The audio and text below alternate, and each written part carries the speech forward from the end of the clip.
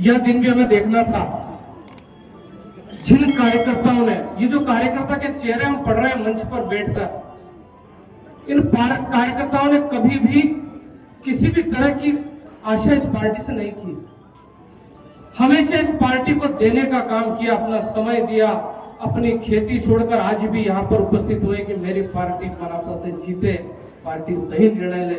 ऐसे देव दुर्लभ कार्यकर्ता हैं जो इस पार्टी के लिए तन समर्पित करते हैं, मन समर्पित करते हैं, धन समर्पित करते हैं, लेकिन हमारी पार्टी के लाज को कभी लज्जित नहीं होने देना चाहते हैं। हमारी पार्टी का झंडा कभी नीचे नहीं हो।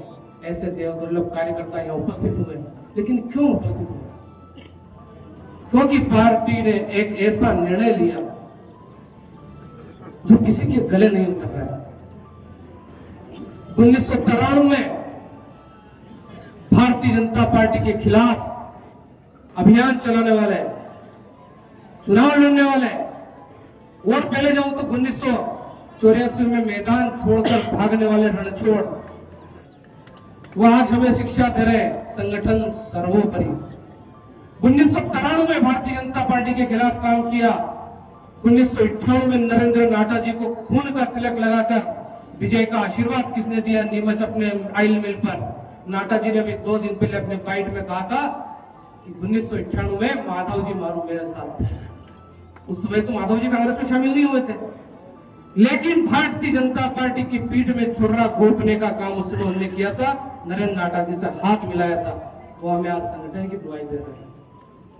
2003 में आप भारतीय जनता पार्टी में शामिल हुए, थोड़े दिन भाजपा में रहे, फिर गायब। उसके बाद 2008 में पुनः आप भारतीय जनता पार्टी के खिलाफ चुनाव लड़े। आपने विधानसभा का चुनाव लड़ा, आपने जनपद में अपने उम्मीदवार खड़े किए, आपने पंचायत में अपने उम्मीदवार किए, नगर परिषद में आपने अपने उम्मीदवार किए।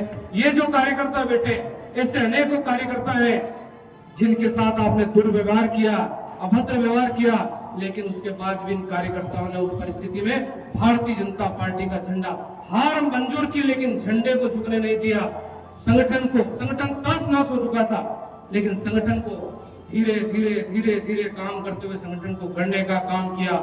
मारू की प्रताड़ना झेली, 2008 में झेली, 2013 में झेली, लेकिन जैसे ही 2016 में पटवा जी हम सबको छोड़कर चले गए, तो उस अवसर का इन्होंने फायदा उठाया और कहीं न कहीं सेटिंग करते हुए 18 में टिकट लाए।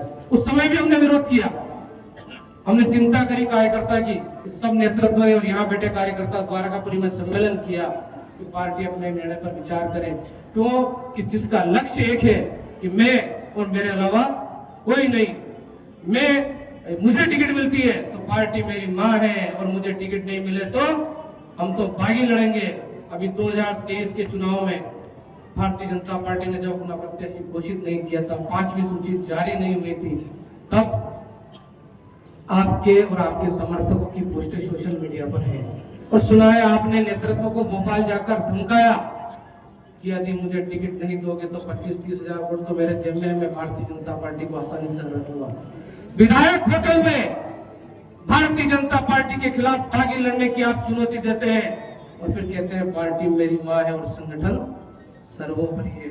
ये कौन सी शिक्षा दे रहे भाई साहब? आपके साथ जो आज कार्यकर्ता चल रहे हैं वो ज्यादातर अपनी दिनचर्या कैसे चला रहे हैं? स्वेच्छा अनुदान से। ये कठोर सत्य बोल रहा हूं मैं।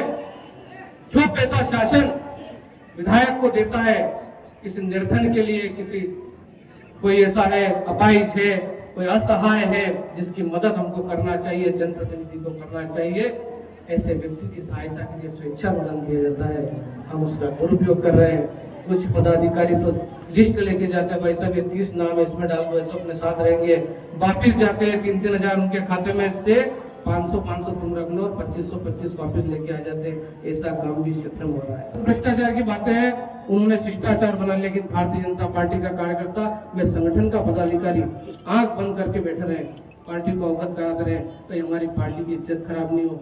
जनप्रतिनिधि के कारण हमें नीचा नहीं देखना पड़े। कार्यकर्ता काम में आके बोलता था इतने पैसे लिए, विधायक निधि में 10% दे रहे हैं, उनका पीए बाहर रहता था, फिर बोलते हैं कि अब 10% में तो 5 लाख के 50 हजार हो रहे। भाई साहब का जन्मदिन मनाया था, 10 हजार उसके भी चाहिए।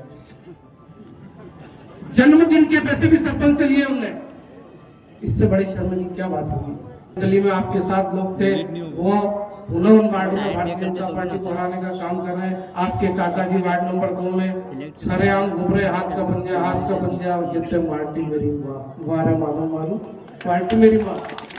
गजब कर दिया तुमने तो यार, पार्टी तुम्हारी माँ है। मेरे पिताजी ने पूरा जीवन दिया, तो ये मंच बैठा है सुनील जी से लेके पुष्कर जी, पूरा जीवन इनके परिवार और ये पीढ़ी और आप जैसे कार्यकर्ता, सब वरिष्ठ कार्यकर्ता नजर आ रहे हैं। आपके खून पसीने के कारण भारतीय जनता पार्टी यहाँ पर मजबूत है। माननीय पटवा जी की जन्मस्थली है, पटवा जी और कुशाभाऊ ठाकरे की कर्मस्थली है। इस कर्मस्थली के कार्यकर्ता संघर्ष को मजबूर है। बंधुओं, हमको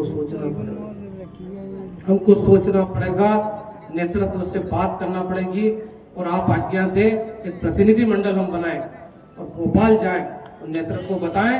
ये 5-7 हजार कार्यकर्ता और भी कार्यकर्ता, क्योंकि खेती का टाइम है, लाइट का टाइम है, नहीं आ पाए, ये कार्यकर्ता चाहते हैं कि आप अपने निर्णय पर पुनर्विचार करें। हमारे व्यक्ति से कोई लेना नहीं, पार्टी किसको टिकट दे। मनासा के पूर्विया समाज के लोग, बुनकर सेवा समिति इनकी है। उस जमीन में 3-4 डायरेक्टर को खरीद कर उस जमीन को पौने दाव में 35 लाख रुपए में खरीद ली, 15 करोड़ की जमीन, और सारे नियमों को ताक में रख दिया। आज 350 परिवार भर ठंड में, उनके बच्चे महिलाएं सब धरने पर बैठे।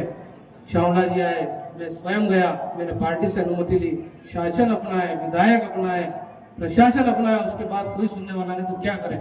धरने में जाकर उनको आश्वासन दिया। सम्माननीय सुधीर गुप्ता जी के माध्यम से कलेक्टर से बात की और आज भी प्रकरण चल रहा है।